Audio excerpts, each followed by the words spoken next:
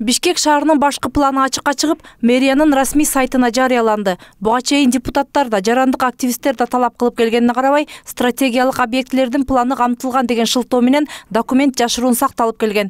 Мамлекет башчы архитектура жана шаар куруу боюнча мыйзамга киргизилген өзгөртүүлөргө кол койгон соң, бул сыр ачыкка чыгарылып отурат. Бу жерде секретность эч нерсе жок болчу, только генплан боюнча, только жанагы эмесинде бар болчу да, жанагы тап основасында.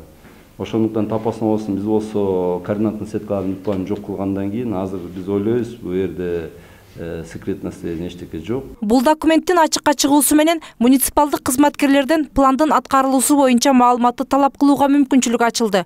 Бирок шаардын башкы планы ачыкталса эле, жерди мыйзамсыз бөлүштүрүү жана башка кыңыр иштер жоюлат дегенге ишенбегендер четтен чыгууда. Шаардын деталдык планы түзүлмөйүнчө мыйзамсыз курулуштарды аныктоого толук мүмкүн болбойт дешет эксперттер. Себеби шаардын жалпы көрүнүшүн үстүрттөн сүрөттөгөн документте толук маалымат камтылган эмес.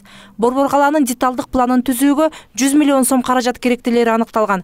Аткаминерлер толук каражат бөлүп бербей, ишти создуктуруп жатканы айтылууда. Арасында бир кандай уруш талаш, бири-бирине маселени бөлүшпөө, мындай кызыкчылыгы бири-бирине батынбагандыктан бул маселе 1,5 жылдан бери узарып келе жатат. Бүгүнгө чейин биз ошо деталдык планировка боюнча документибиз алиге чейин жок.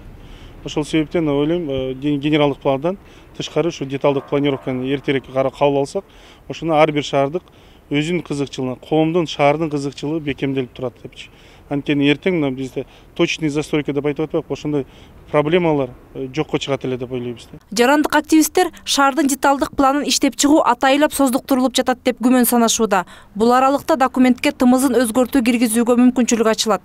Мындан улам коомчулукта колу таза эмес аткаминерлер өздөрүнүн кыңыр иштерин жашырып жабууга аракеттенип жатат деген пикирлер орун алды. Шаар жетекчилери болсо башкы план түзүлгөн 2006 жылдан бери эч кандай мыйзам бузуулар катталган эмес деп актанууда. Бирок Борбор калаанын мурдагы мэри Данияр Үсөнов менен анын орун басары Филатовго козголгон кылмыш иштери бул маалыматтын жалган экенин тастыктап турат дешет эксперттер. Сейчас еще довольно-таки большой пласт.